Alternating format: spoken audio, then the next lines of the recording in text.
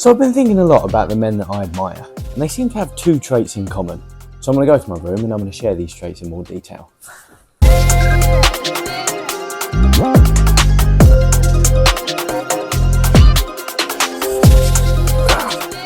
the first trait we're going to highlight is physical prowess.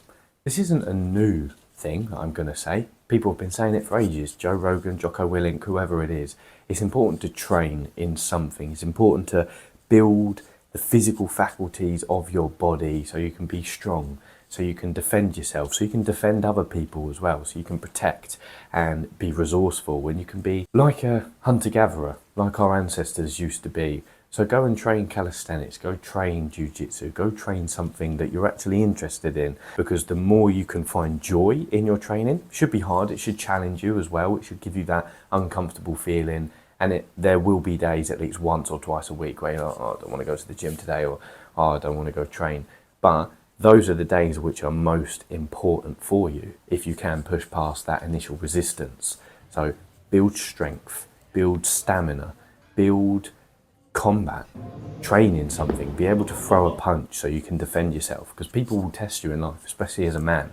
We love to challenge each other, so you can have the self-confidence in a situation. If it kicks off when you're out with your boys or with your girlfriend, you can defend yourself and the people around you as well, because it's really important to have that self-knowledge and self-confidence to defend yourself. As Sun Tzu said 2,000 years ago, he was a Chinese strategist, being unconquerable lies within yourself. And segmenting that time to train an hour a day, 45 minutes a day, 30 minutes a day, 10 minutes a day, to get out of your head into your body, everything can be refreshed and you can return to your daily life with a lot more stillness. Some people might ask the question of, oh yeah, but what's the point in training? What are you training for? One, from my perspective, you're training because you love it. You're training because you actually enjoy the process of turning up to the calisthenics bars or going to the gym. It's something that you actually enjoy and you get endorphins from. And two, it brings a preparedness for everyday life. Like I said, any situation could kick off, because let's say you're called up to do something. Let's say there was World War III, right? And you were called up and it was obligatory that you had to join the army. Are you physically prepared for that? Not that hopefully that won't happen, but use that as an example. Are you prepared if you were called upon? As Martin Luther King Jr. said, the people who want peace need to organise themselves as good as the people who want war. And it's just like Naval Ravikant says, in order to have peace of mind, you have to have peace of body first. So when nothing's going well around you, go train. When nothing's going right, go train. Get outside, do calisthenics, go jiu-jitsu, go boxing, go basketball, netball, whatever it is that interests you. The whole world could be melting outside, the whole world could be crumbling down and everything's in a shit heap, but nothing matters when you're training. Segment that hour for yourself. Awaken the inner killer. Channel your aggression so you're less aggressive in other areas of your life and you can bring the stillness that you need to. Channel it here, at the calisthenics bars or at the jiu-jitsu gym, wherever it is. So in order to have peace of mind, you have to have peace of body first.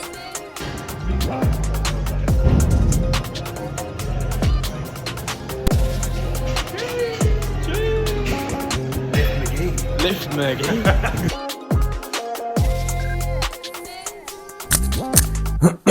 In the beginning there was the Word, and the Word was with God, and the Word is God. That comes from the Bible. Trait number 2 is more common among the men that I admire. It's verbal impeccability. So we've had physical prowess, now it's verbal impeccability. Now, I want to go into the etymology of the word impeccability. So it comes from the Latin word peccatus, which means sin, and the im in the word impeccability means without. So technically it translates to without sin, which is interesting to think, because I don't want you to have a misconception about the word sin, regardless of what your religion is. But if you think about sin as a bad or as a self-deprecating act that you perform, it's interesting to then attribute that with words and how we speak. So think about the people you're most captivated by when you're actually having a conversation with them in the verbal arena. We're most captivated by people who can tell stories, who can articulate themselves well, whose words flow, whose words have actual meaning, who we can resonate with and we find relatable. Because it's incredibly, I fall victim to this myself, of course, but it's incredibly annoying to listen to someone who can't articulate themselves well. One, it takes patience, and two, it does take a reading between the lines if they can't conjugate their sentences correctly.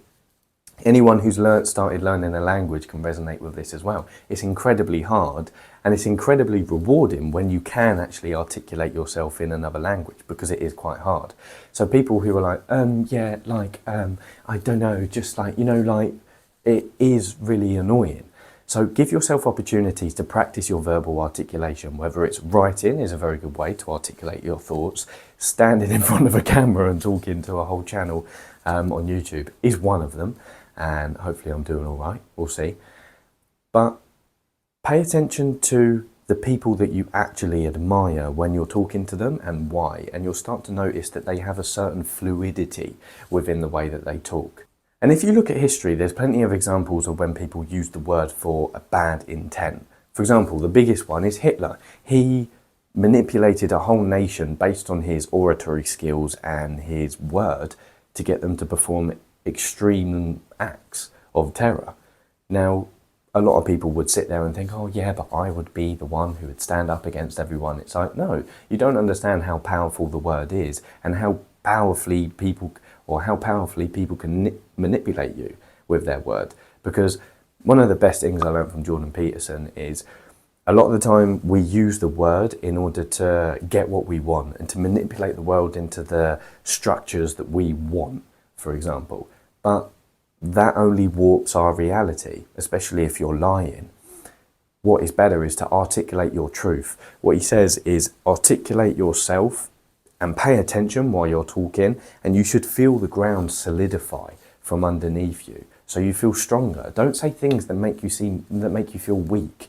A lot of people have limiting self-beliefs in the sense of, I can't work out, I'm doing this, I'm doing that. And it's a very fixed mindset way of talking. Don't big yourself up so you're arrogant. There is a huge difference between confidence and arrogance. One, I believe that confidence is earned. Arrogance is just not earned. You don't have to do anything for it. So articulate your truth. Be very careful of lying. And another way which people can use the word badly is gossip. Now, gossip, whether you're in an office, whether you're with your friends, whether you're on the bus, whatever it is, people love to gossip because misery loves company. I'm not saying I'm perfect. Yeah, sometimes I might gossip about other people, but I never feel good after doing it. Not because I'm striving for perfection or anything like that, but I just notice that there's a feeling of disgust and instability when I gossip about other people.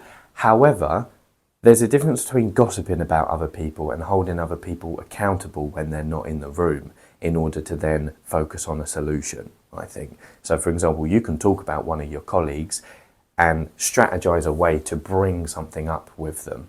That's different from gossiping. Gossiping is usually when you're talking about someone behind someone's back in a bad way, or just spreading rumours because you've got nothing else to focus on in your life.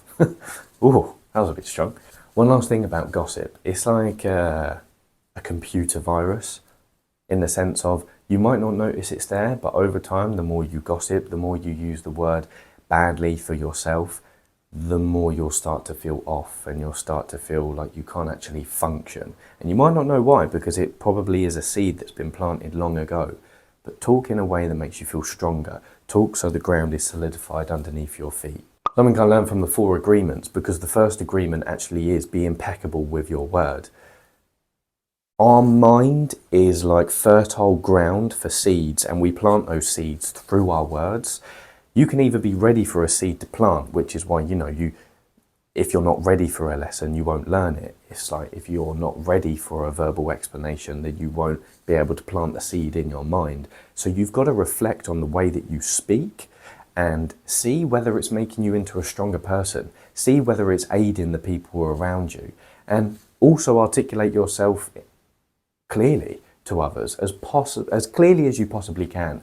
Learn new words so you can use them, but don't overcomplicate things. As George Orwell said, if you can replace a fancy word for a simpler one, always choose the simpler one. And talking is obviously a way for us to know ourselves. There's no better way to solve a problem by understanding it. Sometimes to understand a problem is to solve it, and we do that by talking to each other. I'll give you an example, right? So me and my cousin, I live with my cousin, and we're making a lot of changes in our life. We've gone through a lot of uncertainty over the past 2 months.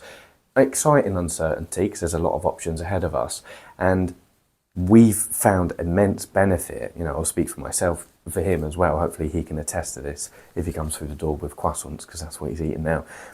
We can say that talking about our uncertainty to a point and articulating ourselves and listening to ourselves while we're thinking about our future, and having other people in the room who will hold us accountable, not with shoulds, not with, oh, you should do this or you should do that, because that implies a social obligation, but more so contributions in the conversation to allow us to see other avenues that maybe we're not seeing. 1300 and being miserable in my job. It's not 1300, it's 1500. Hey, I was in the middle of an email to justify that.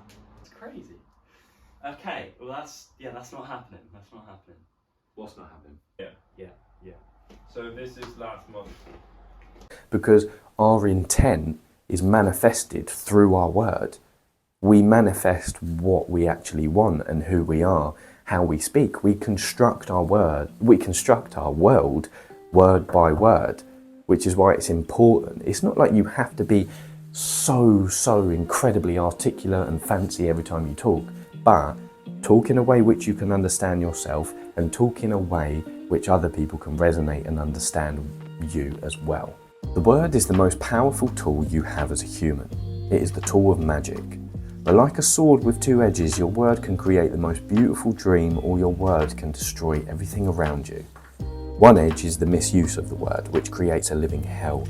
The other edge is the impeccability of the word, which will only create beauty, love, and heaven on earth. Depending upon how it is used, the word can set you free, or it can enslave you even more than you know. All the magic you possess is based on your word.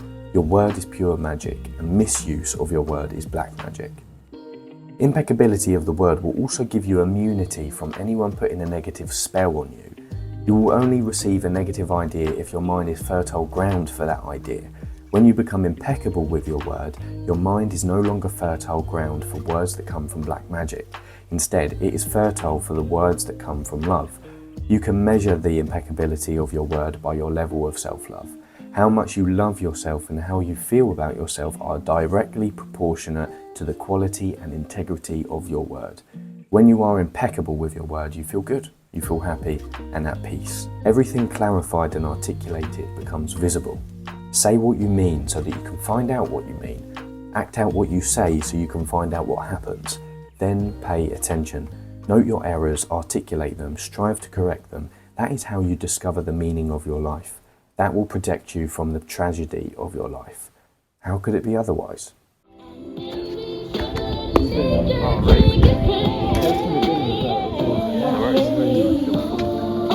Last take. Stay dangerous.